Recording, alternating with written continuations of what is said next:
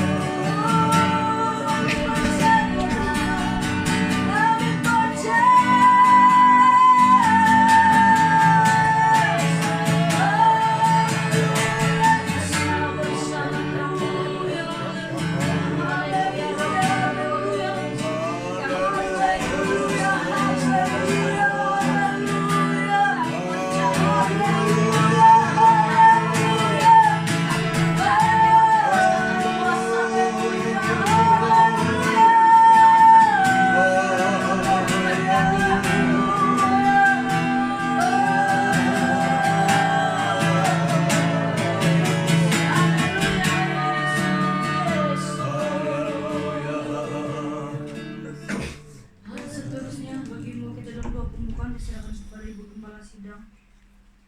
Segala pujian, syukur, hormat, kemuliaan kami kembalikan kepada Bapa yang ada di surga, Tuhan kami Yesus Kristus serta Roh Kudus. Kami bersyukur karena hidup kami masih ada sampai sekarang ini, karena anugerah-Mu melimpah-limpah atas hidup kami semua yang percaya akan kebenaran firman-Mu. Firman-Mu ada di dalam kehidupan kami semua. Maka pada pagi hari ini Engkau membangkitkan semangat kami bersorak memuji memuliakan kebesaran dan keagungan bagi nama Yesus, Raja di atas segala raja, yang kami sanjung dan kami muliakan. Engkau bertata di atas segala pujian yang kami naikkan, karena kami percaya tubuh kami adalah tempat Engkau Roh Kudus tinggal. Maka Engkau dipermuliakan di mana kami berdiri memuji Engkau, di situ Engkau berada. Dan kami percaya pujian yang kami naikkan ini sampai ke tahta ya ampun Tuhan Yesus. Dan Engkaulah yang kami sembah, kami sanjung dalam acara ibadah pada pagi ini dalam Zoom online. Engkau memberkati Tuhan Yesus. Engkau kuduskan kami semua. Layakan kami memuji, menaikkan pujian kepada Engkau, dan ampuni segala dosa-dosa kami semua, supaya hadirat-Mu dicurahkan lipat kali ganda ke atas kami semua. Terima kasih Bapa di surga, karena Engkau sudah menyediakan berkat-berkat-Mu buat kami pada hari ini. Di dalam nama Yesus kami berdoa serta mengucap syukur. Amin. Haleluya. Kamu memuji Tuhan, amin. Bela kita terus.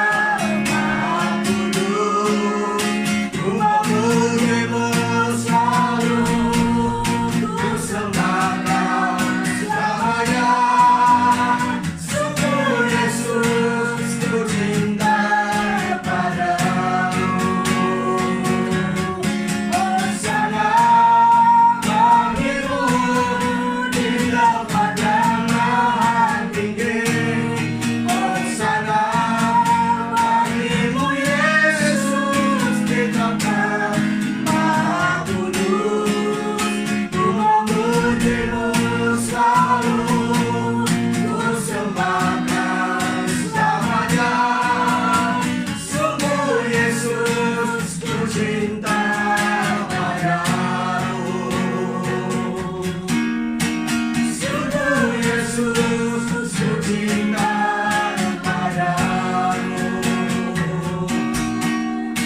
Sungguh Yesus ku cinta padamu.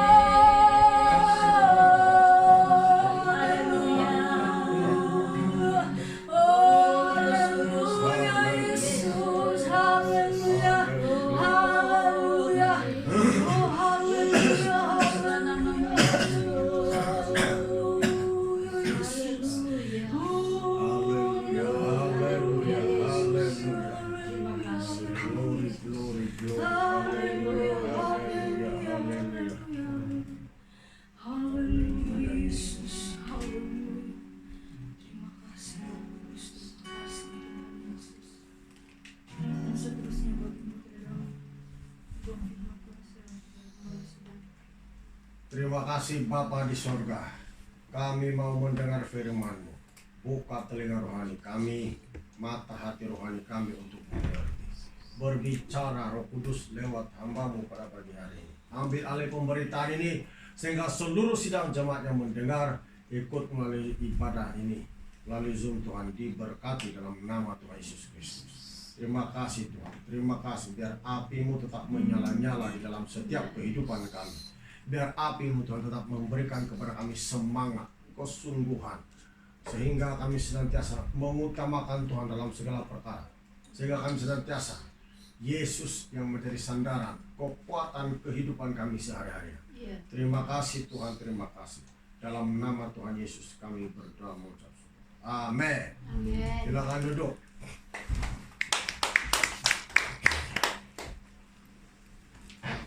Shalom semua, selamat pagi. Si Gopri tidak dengar saya, si Goprio. Dengar kamu Gopri? Oke. Pagi hari ini saya berikan tema, ular adalah musuh kita yang sebenarnya. Ya, ular adalah musuh kita yang sebenarnya. Maka walaupun sedap itu daging ular, jangan kamu makan. Sebab itu adalah musuh kita. Amin. Ular adalah musuh kita yang sebenarnya. Siapa yang suka makan daging ular, hati-hatilah. Ya. Oke, mari kita bermula dalam Kejadian.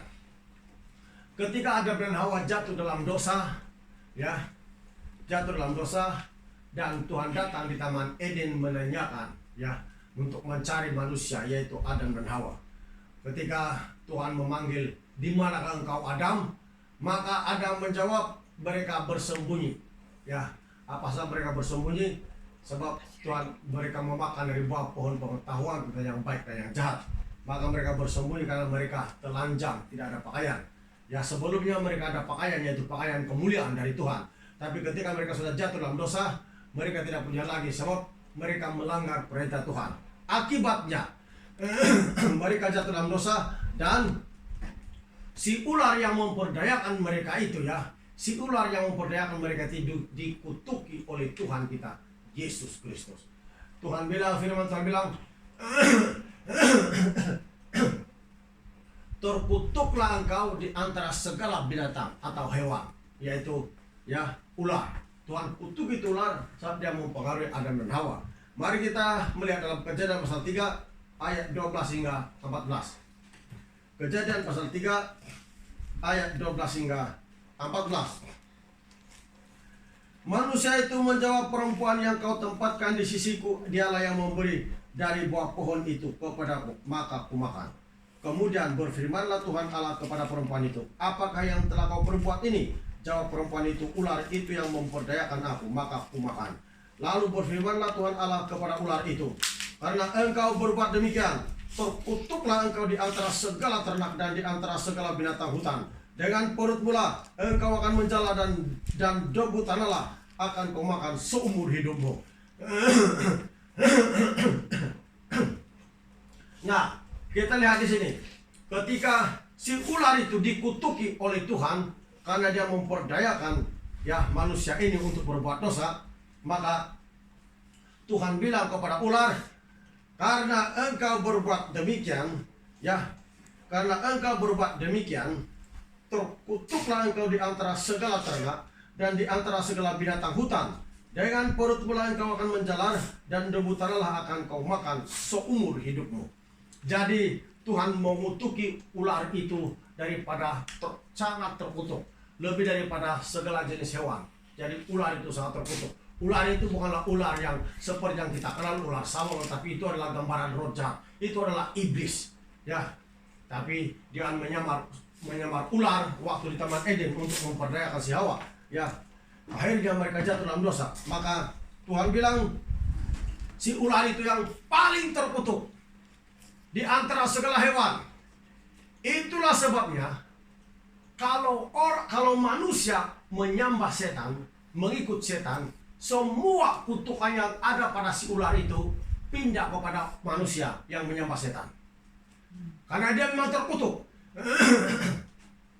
Sebab itu orang Kristen jangan pergi bomo, jangan menyembah setan, jangan pakai ilmu-ilmu, jangan pakai guna-guna, jangan pakai apapun kepandaian Anda yang daripada setan. Sebab kutukan itu akan pindah kepada manusia yang mengikuti dan menyembah setan.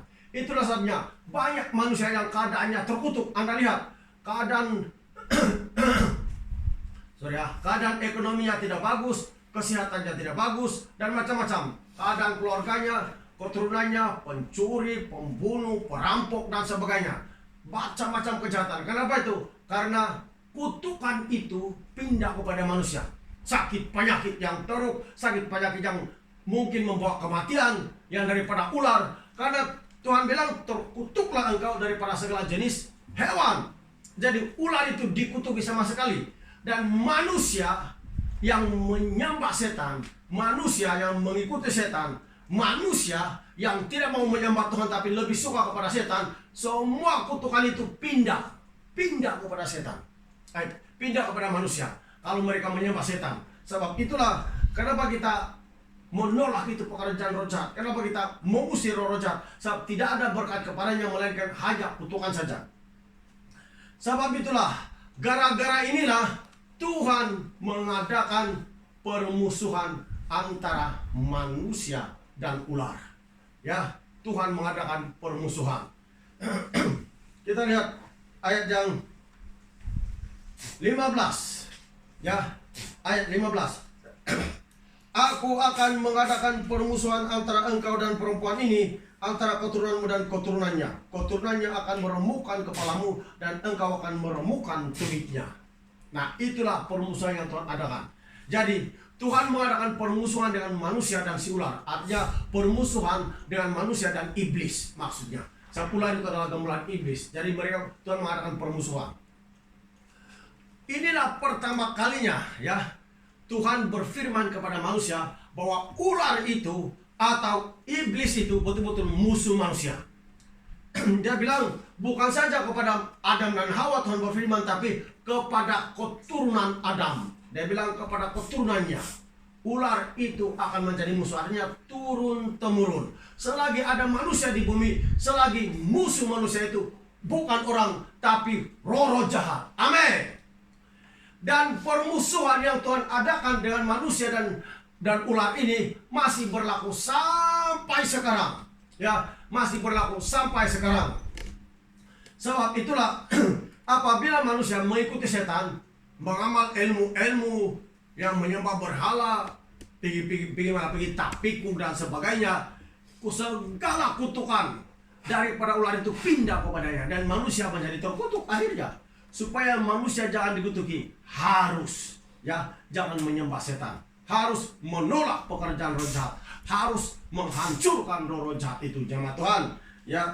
Dan itu Tuhan berikan kepada kita permusuhan ini, permusuhan yang ketat. Sebab iblis adalah musuh segala kebenaran. Dia bilang ayat yang 15, aku akan mengadakan permusuhan antara engkau dan perempuan ini, antara keturunanmu dan keturunannya. Keturunannya akan meremukkan kepalamu dan engkau akan meremukkan tumitnya. Nah, permusuhan itu turun-temurun sampai sekarang. Ya, selagi manusia ada, permusuhan kepada roh jahat itu ada, turun-temurun sampai selama-lamanya. Makanya manusia tidak boleh berhenti-henti mencari Tuhan. Daripada ibu bapa sampai kepada anaknya, cucunya, seterusnya harus dididik untuk mencari Tuhan Yesus. Kalau tidak, semua kutukan dari setan itu akan turun atau pindah kepada anak-anak dan turunan kita. Jadi orang Kristen kalau malas sembahyang, orang Kristen kalau malas mencari Tuhan, maka kutukan itu tetap ada kalau mereka tidak mengenal Tuhan. Kutukan itu akan lenyap, hancur apabila mereka menerima Yesus sebagai Tuhan dan Juru Selamat dan bertobat menurut pola didiknya Alkitab. Kalau tidak, maka kutukan itu tetap pindah, mengalir kepada setiap manusia yang tidak bertobat, yang tidak percaya Tuhan, yang tidak menyembah Tuhan.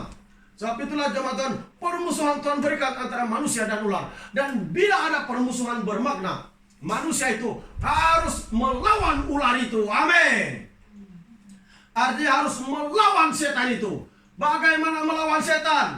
Bukan mencari duit banyak-banyak. Itu tidak boleh mengalahkan setan itu. Bagaimana melawan setan? Bukan mencantik-cantik, mencem betul. Bukan. Itu tidak boleh kasih kalah setan. Bagaimana mengalah setan? Sekolah tinggi-tinggi. Ya, apa sajalah. Itu tidak boleh mengalahkan setan. Ya, tapi semuanya itu tidak salah. Tapi perhatikan betul-betul, Tuhan memberikan kepada kita permusuhan antara manusia dan ular. Dan ular ini betul-betul kita harus lawan betul-betul. Lawan betul-betul jemaat Tuhan. Kalau tidak, ini yang mengakibatkan segala berkat terhalang dalam keluarga kita, segala kehidupan kita terhalang. Semua orang yang mau mencari pasangan pun lama untuk mencari jodoh gara-gara pekerjaan roh jahat juga.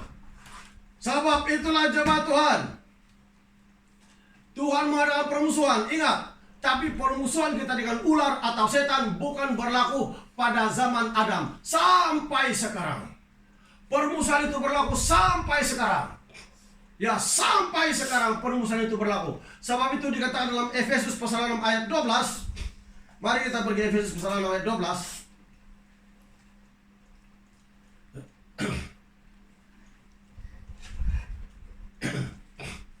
Efesus 6 ayat 12 demikian. Karena itu perjuangan kita bukanlah melawan darah dan daging, tetapi melawan pemerintah, itulah roh jahat, itulah iblis. Melawan penguasa-penguasa, melawan penghulu-penghulu dunia yang gelap ini, melawan roh jahat di udara. Amin. Itulah musuh kita. yaitu roh jahat. Jadi permusuhan kita dengan setan itu masih berlaku sampai sekarang. Amin. Berlaku sampai sekarang. Jadi jangan kita rileks, sudah ada duit, sudah ada kerja, sudah ada kesenangan, macam kita rileks, tidak mau berdoa, tidak mau sembahyang, tidak mau mencari Tuhan. Itu setan itu senantiasa mengintip kita 24 jam, menunggu waktu yang baik. Dan bila orang menyembah setan, tidak mau percaya kepada Tuhan, kita diserang lagi. Jadi semua manusia yang tidak mau berbalik kepada Tuhan Yesus, semua manusia yang tidak mau bertobat, segala kutukan daripada ular pindah kepadanya. Hingga keturunannya tidak berhasil dalam hidupnya. Keturunannya tidak diberkati oleh Tuhan. Banyak kehidupan yang duniawi, banyak kehidupan yang samsing dan sebagainya. Karena itu, sebab itulah jemaat supaya kutukan itu jangan pindah. Kita harus melawan roh-roh jahat. Berbalik kepada Yesus, bertobat, percaya kepada Tuhan Yesus, lahir baru, dan melawan roh-roh jahat. Supaya gereja tetap bebas daripada segala ikatan dan serangan roh-roh jahat. Ya, karena musuh kita itu masih berlaku sampai sekarang. Karena ini ditulis dari dalam Efesus 6 ayat 12 bilang tadi, karena perjuangan kita bukan melawan darah dan daging, tetapi melawan pemerintah-pemerintah, melawan penguasa-penguasa, melawan penghulu-penghulu dunia yang gelap ini, melawan roh-roh jahat di udara. Nah, itu lawan kita. Itu musuh kita masih berlaku sampai sekarang. Sekalipun kita lengkap dengan kebaikan jemaat Tuhan, ya, sekalipun kita punya iman, ya, punya iman. Dia bilang Efesus 6 ayat 16, dalam segala keadaan pergunakanlah perisai iman, sebab dengan perisai itu kamu akan dapat memadamkan semua panah api dari si jahat. Nah, Tuhan suruh kita mempergunakan iman kita untuk melawan roh-roh jahat ini. Perhatikan betul sekali lagi. Dalam segala keadaan pergunakanlah perisai iman, sebab dengan perisai itu kamu akan dapat memadamkan semua panah api dari si jahat. Perisai iman itu dapat memadamkan semua panah api dari si jahat. Ya, semua panah api dari si jahat. Perisai iman yang mana? Saya percaya iman saja tidak akan menangkis semua panah api dari si jahat. Tapi iman itu harus iman yang diurapi total daripada kuasa Roh Kudus. Baru boleh melawan, baru boleh menangkis semua panah api dari si jahat. Sebab kalau berbicara soal iman, banyak orang beriman, tapi imannya tidak hidup. Imannya tidak dapat mengusir setan. Imannya tidak bekerja. Sebab dia hanya beriman tapi tidak ada perbuatannya untuk menghancurkan roh jahat seturut dengan firman Tuhan. Jadi iman yang diurapi adalah iman yang diurapi oleh Roh Kudus, dan iman yang disertai dengan perbuatan seperti Abraham. Haleluya. Sebab itulah jemaat Tuhan. Jadi, walaupun Anda punya iman saja tidak cukup. Harus iman itu diurapi. Amin. Harus iman itu diurapi. Barulah kekuatan iman itu dahsyat sekali. Sebab itulah jemaat Tuhan, iman itu sangat penting. Tapi jangan keliru, iman itu harus diurapi.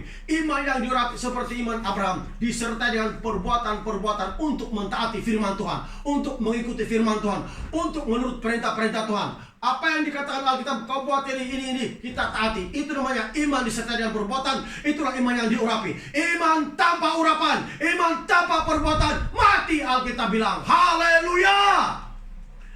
Dan jemaat Tuhan, iman kita itu perlu hidup. Apakah iman kita masih hidup dalam keadaan sekarang? Ya, sekalipun Anda seorang yang baik, sekalipun kita mengamalkan kebaikan kepada semua manusia, tanpa iman yang diurapi, tetap tidak dapat menghancurkan roh-roh jahat. Kita lihat dalam ayat 13 ini, Efesus 6 ayat 13. Sebab itu ambillah seluruh perlengkapan senjata Allah, supaya kamu dapat mengadakan perlawanan pada hari yang jahat itu, dan tetap berdiri sesudah kamu menyelesaikan segala sesuatu. Jadi berdirilah tegap, berikat pinggangkan kebenaran, dan berbaju zirahkan keadilan. Kakimu berkasutkan kerelaan untuk memberitakan Injil damai sejahtera. Sekalipun kita lengkap itu jemaat Tuhan, kebaikan, berikat pinggang, tahu banyak firman Tuhan, sekolah Alkitab, mengetahui banyak firman Tuhan dan sebagainya. Kalau iman kita itu hanya iman saja, tapi tidak menjadi iman yang diurapi, maka tidak akan dapat menghancurkan roh-roh jahat di udara. Sebab itu orang Kristen dilatih oleh Alkitab bukan saja percaya di mulut, tapi disertai dengan tindakan sepertinya Abraham. Haleluya. Barulah menjadi iman yang diurapi. Sebab itulah Sebelum Yesus terangkat ke surga, dia memberitahu kepada murid-muridnya, dia memberi pesan kepada murid-muridnya bahwa mereka harus tinggal di Yerusalem menanti janji Bapa sampai mereka diperlengkapi kekuasaan dari tempat tinggi, yaitu kuasa Roh Kudus yang mengurapi iman mereka dalam hati mereka. Amin. Sebab itulah jemaat Tuhan, iman saja itu banyak orang beriman. Kalau kau tanya di mana-mana, kau percaya Yesus, percaya. Kalau kau tanya, semua percaya. Tapi bertindak sesuai dengan firman Tuhan, dilihat dari buah roh pertobatannya dan kuasa Roh Kudus mengalir dalam hidupnya, tidak akan kelihatan. Sebab kenapa? Iman tapi tidak diurapi. Iman itu perlu diurapi. Baru kita menjadi orang Kristen yang betul-betul tangguh, menjadi orang Kristen yang memberkati banyak orang, menjadi contoh bagi banyak orang Kristen. Orang Kristen memang semuanya, kalau kau tanya, semua beriman. Percaya, kau percaya, beriman. Tapi iman yang mana? Ya, iman yang mana? Kau percaya, beriman, tapi iman yang mana? Iman itu bukan sekadar iman, tapi harus iman yang diurah. Iman yang diurapi. Kalau iman saja, itu kebanyakan. Kalau kau masuk di kampung, di mana-mana kau tanya, kau percaya, kau beriman? Percaya. Tapi bila ada masalah, bila kau bersama-sama dengan dia, kau lihat, kau tidak akan melihat buah pertobatan yang didasari dengan kebenaran firman Tuhan. Dan itulah kehidupan orang. Kita boleh beritakan firman Tuhan tanpa iman yang diurapi, tanpa kelahiran kembali sesungguhnya, itu tidak ada arti bagi roh-roh jahat. Sedang lawan kita itu dalam roh, dan Roh Kudus itu bekerja dalam roh. Haleluya. Hanya Roh Kudus saja boleh menghancurkan roh-roh jahat di udara. Dan orang-orang percaya yang ada firman di dalam hatinya, orang-orang percaya yang ada firman dalam hatinya, ditaburi biji benih firman Tuhan dalam hatinya, karena pembacaan Alkitab, persekutuannya dengan Tuhan, pasti akan dapat menghancurkan kubu-kubu pertahanan roh-roh jahat di udara yang seringkali menghalang doa-doa orang-orang percaya. Pernahkah Anda berdoa macam doa Anda tidak sampai saja? Nah, itulah itu, dia halang. Pernahkah Anda berdoa seolah-olah macam Tuhan tidak dengar doa Anda? Bukan Tuhan tidak dengar, tapi doa Anda tidak tembus. Sebab kenapa? Ada roh-roh jahat di udara yang menghalang doa Anda. Sebab itulah kenapa kita perlukan iman yang diurapi. Dan iman yang diurapi, bukan semua orang memperolehnya kalau hatinya tidak betul-betul mau mencari Tuhan. Kalau hatinya tidak betul-betul bertobat. Bukan semua mau hatinya betul semua. Firman Tuhan bilang, Tuhan kan melihat hati orang percaya. Banyak kali sudah kita dengar Tuhan bertegur kita supaya hati kita itu betul-betul perlu diserahkan kepada Tuhan. Coba kita lihat dalam Lukas pasal 24. Apa kata Tuhan di sana? Lukas pasal 24 ayat 48 hingga 49. Kamu adalah saksi dari semuanya ini, dan aku akan mengirim kepadamu apa yang dijanjikan Bapakku. Tetapi kamu harus tinggal di dalam kota ini sampai kamu diperlengkapi dengan kekuasaan dari tempat tinggi. Nah, itulah yang Tuhan cakap itu, jemaat Tuhan. Roh Kudus yang Tuhan janjikan itu, itulah yang mengurapi iman orang-orang percaya. Banyak orang menolak pekerjaan Roh Kudus. Banyak orang tahu juga itu Roh Kudus, tapi tidak berlaku dalam hidupnya. Dan itu pun bukan iman yang diurapi. Iman yang diurapi, dia pekerjaan Roh Kudus berlaku dalam hidupnya, dan imannya itu disertai dengan perbuatan seperti Abraham. Nah, ini barulah jemaat Tuhan dapat menghancurkan kubu-kubu pertahanan roh-roh jahat di udara yang menghalang doa-doa orang-orang percaya. Sebab itulah jemaat Tuhan, jangan menyembah setan, menyembahlah kepada Tuhan kita yang hidup, yaitu Yesus Kristus. Jauhkan diri kita dari para penyembahan berhala dan mendekatlah kepada Tuhan kita Yesus Kristus, maka Ia akan mendekat kepada kita. Sebab itu jemaat Tuhan, ingat ya, kalau iman saja tidak cukup. Tidak cukup itu. Kalau kau tanya banyak orang, semua akan cakap percaya, beriman, percaya. Semua mereka akan cakap. Tapi apakah ada perbuatan? Apakah ada tindakan? Apakah ada hati yang betul-betul pasrah kepada Tuhan? Apakah betul-betul mau mencari Tuhan? Apakah hatinya ada firman, ada Roh Kudus? Apakah hatinya di mana Yesus tinggal di dalam hidupnya? Atau bagaimana? Sebab itulah jemaat Tuhan, saya katakan tadi, iman itu harus diurapi. Walaupun kita melakukan banyak kebaikan, kalau Roh Kudus itu belum dicurahkan dalam hidup kita, kalau Roh Kudus itu belum mengalir dalam hidup kita, kalau Roh Kudus itu belum memenuhi atau bekerja dalam diri kita, jemaat Tuhan, semua itu akan menjadi sia-sia. Karena Roh Kudus kan memberi kekuatan kepada orang-orang percaya. Roh Kudus memberikan semangat kepada orang percaya. Jadi kita perlukan Roh Kudus. Jadi Kisah Rasul pasal 1 ayat 8, mari kita lihat itu. Ayat 8 bilang, tetapi kamu akan menerima kuasa kalau Roh Kudus turun ke atas kamu, dan kamu akan menjadi saksiku di Yerusalem dan di seluruh Yudea dan Samaria dan sampai ke ujung bumi. Nah, kalau Roh Kudus sudah turun di dalam hidup kita, yang mengurapi iman kita, yang mengurapi kita semua, barulah gereja itu menjadi saksi. Dia bilang, kamu akan menjadi saksi kalau Roh Kudus sudah turun. Kalau Roh Kudus tidak ada dalam gereja, dalam perkumpulan, bagaimana gereja menjadi saksi? Bagaimana kita menjadi memberitakan Injil sedangkan Roh Kudus tidak bekerja dalam keluarga kita? Sebab itulah jemaat Tuhan, Roh Kudus itu sangat perlu. Roh Kudus yang mengurapi hidup kita, mengurapi iman kita juga. Kenapa dipentingkan pekerjaan Roh Kudus sekarang, jemaat Tuhan? Tanpa Roh Kudus, semua dalam hidup kita akan menjadi sia-sia. Tanpa Roh Kudus, orang akan menjadi lemah untuk mengikuti Tuhan. Tanpa Roh Kudus, orang akan menjadi tiada semangat untuk mencari Tuhan. Sebab Roh Kudus itu adalah yang memberi kekuatan kepada kita menurut firman Tuhan dalam Roma pasal 8 ayat 11. Firman Tuhan bilang, jikalau roh Dia, yaitu roh Bapa di surga, yang membangkitkan Yesus dari antara orang mati, masuk di dalam hati kamu, atau masuk dalam diri kita, Dia akan memberikan kekuatan kepada tubuh kita yang fana ini, jemaat Tuhan. Hanya Dia akan memberikan semangat, kesegaran. Sebab itulah, kenapa saya katakan Roh Kudus itu sangat penting. Tanpa Roh Kudus yang mengurapi hati kita, tanpa Roh Kudus yang mengurapi iman kita, iman tetap iman sajalah, macam biasa-biasa. Tapi tidak ada apa-apa kegerakan dalam keluarga kita. Tidak ada apa-apa kegerakan dalam diri kita untuk mau mencari Tuhan betul-betul, untuk mau bertobat, untuk lebih dekat kepada Tuhan. Tidak ada apa-apa kegerakannya di situ. Sebab iman saja. Banyak orang punya iman saja. Iman. Tapi iman yang diurapi itu adalah iman yang disertai dengan perbuatan seperti yang ada pada Abraham. Tanpa iman yang diurapi, kita tidak boleh mengalahkan roh jahat di udara. Tapi dengan iman yang diurapi, barulah kita dapat menghancurkan roh-roh jahat di udara. Sebab itulah orang Kristen itu jangan sekadar nama orang Kristen, jangan sekadar kita beriman, tapi iman itu ditunjukkan dari perbuatan kita sehari-harian. Iman itu harus kelihatan bagaimana kita menjalani firman Tuhan setiap hari dalam kehidupan kita. Orang Kristen yang takut akan Tuhan pasti dalam seluruh pemikirannya mengutamakan Tuhan dalam hidupnya. Apa yang dirangsangnya mengutamakan Tuhan dalam hidupnya? Karena dia tahu bahwa Tuhan yang memberikan kepada kehidupan dan memberikan hari depan, masa depan yang penuh harapan, maka kepada Dialah kita akan berbalik juga. Sebab itu jemaat Tuhan, aktifkan iman kita. Bagaimana mengaktifkan iman kita? Harus iman itu disertai dengan perbuatan. Jangan iman saja tapi tidak perbuatan. Iman tidak akan menjadi sempurna tanpa perbuatan.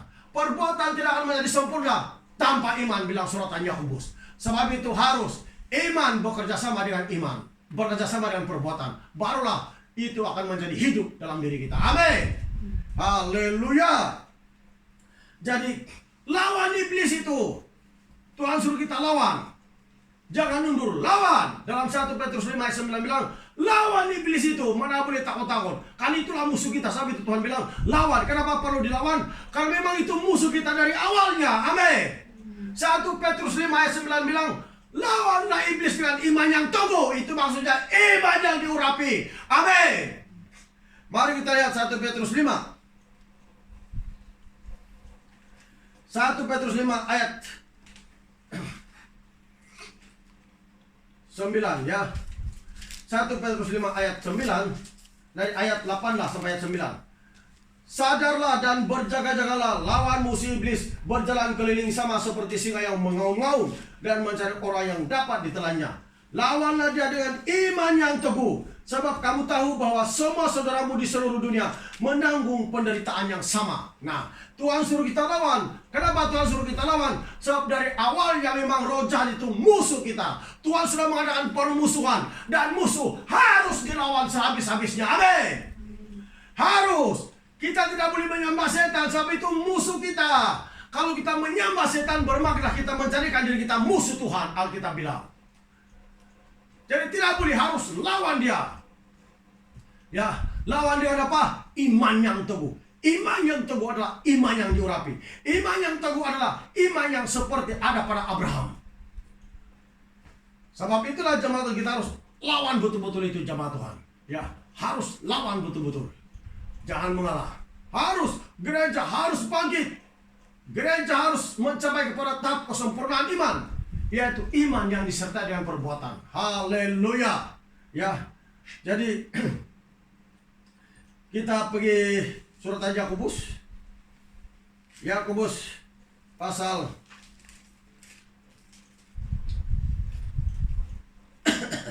mari kita lihat dalam Yakobus pasal 2 ayat 20. Kita mulai di sini. Yakobus pasal 2 ayat 20. Hai manusia yang bebal, maukah engkau mengakui sekarang bahwa iman tanpa perbuatan adalah iman yang kosong? Artinya, memang ada iman saja. Ya, memang banyak orang iman saja ada dalam hatinya, tapi kosong. Kenapa dia kosong? Karena tiada perbuatan untuk melakukannya. Kalau kita orang Kristen beriman bilang tapi tiada perbuatan untuk mentaati melakukan firman Tuhan, itu namanya iman yang kosong itu. Kalau iman yang kosong, macam mana kita diselamatkan? Sebab Alkitab mencatat segala sesuatu yang tidak berdasarkan iman adalah dosa. Macam mana kita diselamatkan? Macam mana kita masuk surga? Kalau kita tahu banyak firman Tuhan tapi tiada perbuatan untuk mentaatinya. Nah, sekali lagi ayat 20. Surat Yakobus 2 ayat 20. Ya. Hai manusia yang bebal, maukah engkau mengakui sekarang bahwa iman tanpa perbuatan adalah iman yang kosong? Kosong sama sekali. Ayat 21. Bukankah Abraham bapa kita dibenarkan karena perbuatan-perbuatannya ketika ia mempersembahkan Ishak, anaknya, di atas mezbah? Kamu lihat bahwa iman bekerja sama dengan perbuatan-perbuatan, dan oleh perbuatan-perbuatan itu iman menjadi sempurna. Nah, itulah yang saya cakap tadi. Kalau hanya iman tapi tidak disertai dengan perbuatan, itu masih iman yang kosong. Iman tidak sempurna. Iman itu akan menjadi sempurna apabila disertai dengan perbuatan, dan perbuatan itu menjadi sempurna apabila disertai dengan iman. Haleluya. Sebab itu jemaat Tuhan, iman tanpa perbuatan adalah iman yang kosong, tiada isinya. Sama dengan gong yang berkumandang dan canang yang gemerincing, tiada isinya. Kalau tiada isinya, apa itu berkenan kepada Tuhan? Kalau kita iman tapi tiada perbuatan, itu iman yang kosong. Jangan lupa jemaat Tuhan, iman ini sangat penting, sebab hanya iman yang boleh menyenangkan hati Tuhan. Ya, dalam Ibrani pasal 11 ayat 6 kalau tidak silap, Alkitab mencatat, ya, tanpa iman tidak mungkin orang berkenan kepada Tuhan. Itu terjemahan bahasa Indonesia. Terjemahan bahasa Malaysia, tanpa iman tidak mungkin orang dapat menyenangkan hati Tuhan. Dan sama dengan terjemahan bahasa Inggris. Sebab itulah jemaat Tuhan, tanpa iman tidak mungkin kau boleh menyenangkan Bapa kita di surga. Sekalipun kau memuji Tuhan, haleluya, haleluya, ini persembahan saya, ini duit saya Tuhan begini, tapi kau tidak punya iman yang disertai dengan perbuatan, Tuhan tidak akan berkenan semuanya itu. Itu adalah iman yang kosong sama sekali. Apa kita masih beriman dalam keadaan sekarang? Apa kita masih percaya bahwa Yesus itu Tuhan? Apa kita masih mengakui iman kita di hadapan Tuhan disertai dengan perbuatan-perbuatan yang sungguh-sungguh di hadapan Tuhan? Atau bagaimana? Sebab itulah jemaat Tuhan dikatakan Alkitab, iman itu tanpa perbuatan kosong sama sekali. Dan inilah yang memalukan banyak orang percaya kepada Tuhan karena tidak bersungguh-sungguh di hadapan Tuhan. Harus iman itu disertai dengan perbuatan. Apalagi kita masih ada perbuatan, ada berdoa, ada baca Alkitab, merindukan pelayanan-pelayanan yang sebelumnya pernah diadakan, apakah masih ada itu dalam pikiran kita ataupun hilang sudah. Jadi harus ada iman itu. Saya habiskan, belum habis. Ayat 22 bilang, kamu lihat bahwa iman bekerja sama dengan perbuatan-perbuatan, dan oleh perbuatan-perbuatan itu iman menjadi sempurna.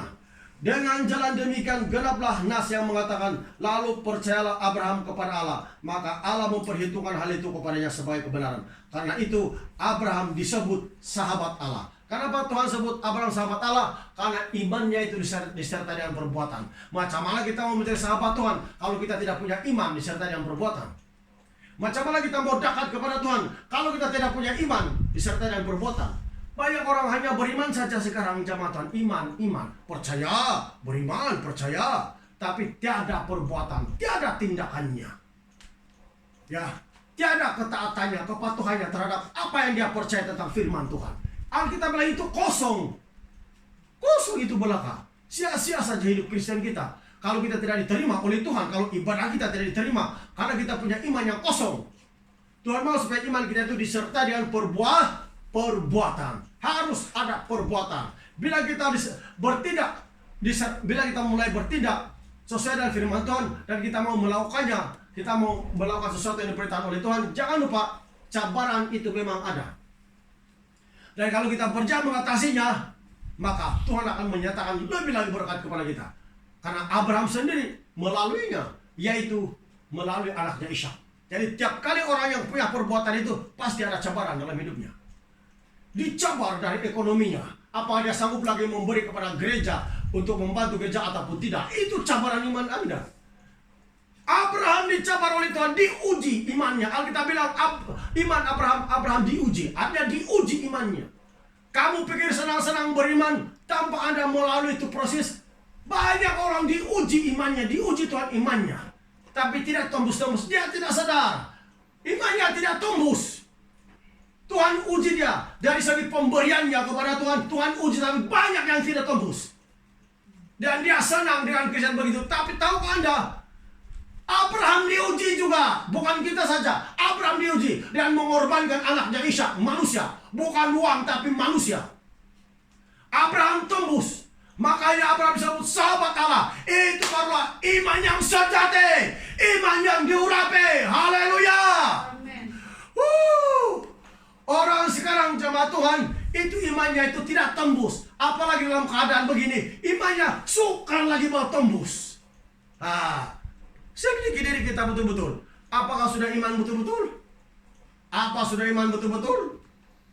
Jangan berkira iman kita itu sudah cukup, sudah oke. Hati-hati. Tuhan uji kita melalui keuangan saja begini-begini. Terus iman Anda tidak boleh bergerak sudah. Mulai sudah begini, begini, bayaran begini. Iman. Iman. Apakah Anda boleh tembus? Mesti ada ujian dari iman kita. Kalau kita boleh tembus itu bermakna. Betullah kita percaya kepada Tuhan. Dan betullah iman kita itu bukan iman yang kosong. Amin. Kalau Anda tidak boleh tembus, iman yang kosong, zero, nol, tiada isinya. Macam mana mau masuk surga begitu? Macam mana mau diberkati Tuhan begitu? Macam mana melayani Tuhan begitu? Macam mana urapan Roh Kudus masih ada di dalam diri kita, dalam keluarga kita kalau begitu jemaat Tuhan? Semuanya sudah hilang. Haleluya.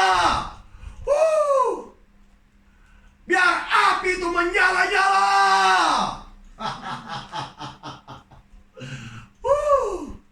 Masih ada api. Iman tanpa perbuatan adalah kosong. Alkitab yang cakap kosong. Banyak orang imannya sudah kosong tapi dia tidak sadar. Tidak sadar dia. Dia pikir masih lagi oke rohaninya. Lalu pikiran-pikirannya begini konon. Wah. Tapi terang-terang Alkitab bilang iman tanpa perbuatan adalah kosong. Banyak orang Kristen kehilangan perbuatan sudah di hadapan Tuhan. Ya, masih lagi dia tidak sadar dirinya. Ya, dia pikir itu sudah cukup rohani itu begitu. Tidak itu. Alkitab, apa yang Alkitab cakap itu, itulah itu. Kalau dia bilang kosong, memang kosonglah itu. Kalau ada iman tapi tidak perbuatan, tidak tindakan, memang kosonglah itu iman Anda itu. Di mulut saja itu. Menanam tebu di tepi bibir saja itu begitu jemaat Tuhan. Tidak ada perbuatannya. Ya, kita lanjutkan. Ayat 24. Jadi, kamu lihat bahwa manusia dibenarkan karena perbuatan-perbuatannya dan bukan hanya karena iman. Bukan hanya iman saja, tapi harus disertai dengan perbuatan. Amin. Jangan hanya bilang iman, tapi tidak perbuatan. Ya, ayat 25. Dan bukankah demikian juga Rahab pelacur itu dibenarkan karena perbuatan-perbuatannya, ketika ia menyembunyikan orang-orang yang disuruh itu di dalam rumahnya, lalu menolong mereka lolos melalui jalan yang lain. Sebab seperti tubuh tanpa roh adalah mati, demikian juga iman tanpa perbuatan-perbuatan adalah mati. Memang betul, kalau roh dalam tubuh kita ini dicabut, matilah orang terus, tidak napas sudah. Nah, iman pun demikian Tuhan bilang. Ya, kalau kita bilang ada iman, tapi tiada perbuatan, begitulah iman mati. Iman kita itu, kekristenan kita itu tidak hidup, mati. Artinya tiada kebangunan rohani di dalam diri kita. Tiada api roh Allah yang membakar diri kita. Haleluya. Sebab itulah jemaat Tuhan, jangan dulu kita bilang berbangga sudah jadi Kristen begini-begini, dulu waktu pelayan dulu. Apa firman Tuhan bilang itu hari itu? Sekalipun kita pernah membuat kebaikan dulu, kalau itu tidak berkekalan dan kita berubah setia, apa firman Tuhan dalam Yehezkiel pasal 18 sama Yehezkiel pasal 33? Tidak akan diingat semua perbuatan Anda itu. Amin. Tapi Tuhan mau kesetiaan. Jangan lupa itu firman Tuhan. Firman Tuhan itu jadi perisai kita. Hidup sehari-hari kita perlukan firman Tuhan dalam hati kita. Jadi apapun dalam keadaan dunia di sekeliling, kita boleh kalahkan dengan firman Tuhan yang ada dalam hati kita. Sebab Yesus juga menggunakan ayat-ayat Alkitab untuk mengalahkan iblis di padang gurun waktunya dicobai. Amin. Sebab itulah firman Tuhan itu sangat diperlukan hari zaman ini. Firman Tuhan diperlukan dalam hati kita. Orang Kristen kalau dinyatakan kebenaran firman Tuhan sungguh-sungguh, mereka tidak mau. Mereka takut dosanya disentuh. Mereka takut kekurangan sesuatu. Kalau kebenaran firman Tuhan diberitakan betul-betul. Banyak orang Kristen begitu. Bila firman Tuhan betul-betul mengubah hidupnya, menegur hidupnya, membawa kepada hidup yang kekal, dia tidak mau betul-betul. Dia mau yang menyukakan daging dan hatinya. Oh, ini bahaya ini. Dan gereja harus betul-betul bangkit jemaat Tuhan. Bangkit. Haleluya. Tidak lama lagi bulan 10. Kita mau pergi Tarakan sudah balik.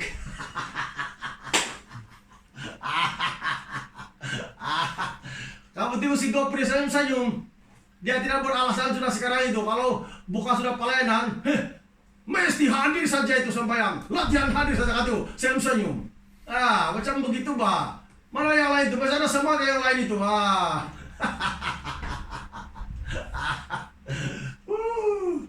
Ini bukan gembira. Ada yang murung muka, ada yang ikut Zoom tapi tidak buka videonya, gambarnya atau penampakan muka. Mana semangat ini begini nih? Astagfirullah Ibrahim Pindik. Ya, ada semangat begini nih. Ya, takut nampak muka. Kita ini main Zoom begini, ya betul-betul mencari Tuhan, bukan meninggung muka Anda, bukan meninggung sama kecantikan Anda, bukan. Ini Zoom ibadah, amin. Macam di gereja juga Anda duduk di tengku, memanglah di tengku kalau hidung Anda itu bukan mancung tapi PC.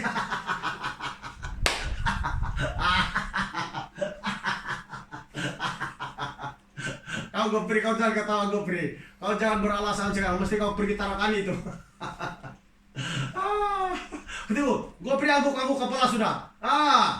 Kamu yang lain itu sama ada semangat katanya.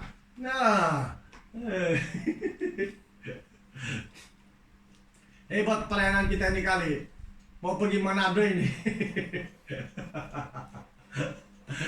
Manado sasaran belum pergi lagi, jangan main-main dong. Harus ada iman disertai dengan perbuatan.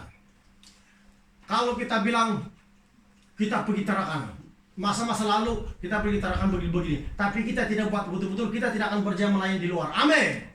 Tapi karena kita disertai dengan iman, walaupun tiada duit sudah, kurit juga yang kesimpan itu bikin beli tiket, tapi dapat jalan juga. Amin. Karena kesungguh-sungguhan kita. Tapi tidak juga kita kekurangan, tidak juga kita mati, masih hidup sampai sekarang. Boleh ikan, boleh kapal ikan merah juga. Tuhan tidak.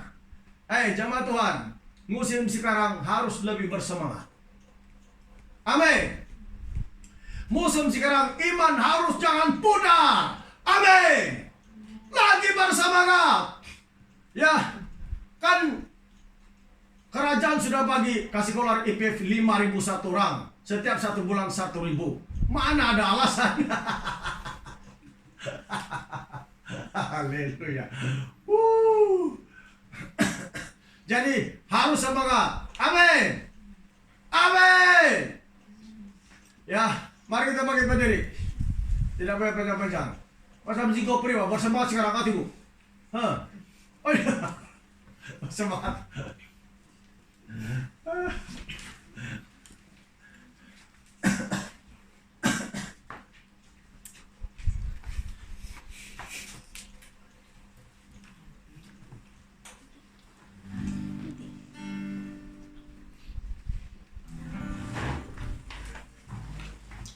Ya itu penyembahan. Tadi.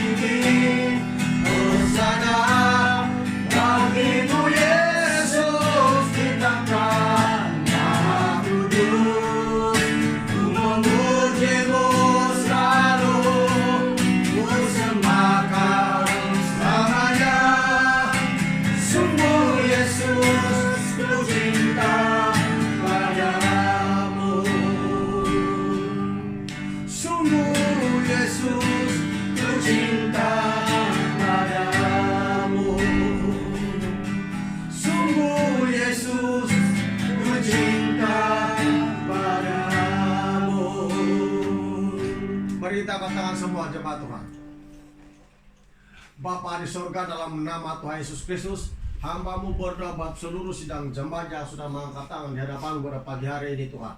Firman-Mu Tuhan memperingat kepada kami supaya kami punya iman disertai dengan perbuatan. Biarlah Tuhan, semua jemaat Tuhan yang sudah ada mendengar diberkati dalam nama Tuhan Yesus Kristus. Api Roh Kudus menghigapi mereka. Kuasa Roh Kudus datang kepada mereka. Keluarga setiap jemaat Tuhan diberkati. Keluarga setiap jemaat Tuhan bertumbuh. Keluarga setiap jemaat Tuhan dilindungi dari segala penyakit coronavirus atau apapun. Dalam nama Tuhan Yesus Kristus. Dalam nama Tuhan Yesus Kristus. Dalam nama Yesus Kristus. Api Roh Kudus. Saya kirimkan api dalam nama Yesus Kristus. Berkati seluruh sidang jemaat Tuhan. Berkati mereka Tuhan. Berkati setiap pekerjaan roh jahat. Setiap roh yang bukan dari Tuhan Yesus. roh-roh kemiskinan, roh-roh pemberontakan, roh-roh pertengkaran, roh-roh apapun yang menghalang berkat datang kepada mereka, saya hancurkan dalam nama Tuhan Yesus Kristus. Setiap roh yang bukan dari Tuhan, setiap roh yang membuatkan mereka terhalang untuk datang kepadamu Tuhan, dalam nama Yesus Kristus, saya hancurkan dalam nama Yesus Kristus. Bebas dalam nama Yesus, bebas dalam nama Yesus, bebas dalam nama Yesus. Kuasa Roh Kudus datang kepada setiap jemaat Tuhan. Biar mereka diberkati, biar mereka bebas semuanya, biar mereka mengalami pembaharuan oleh kekuatan dan kuasa Roh Kudus yang mengurapi mereka semua. Dalam nama Tuhan Yesus mereka diberkati. Amin. Amin.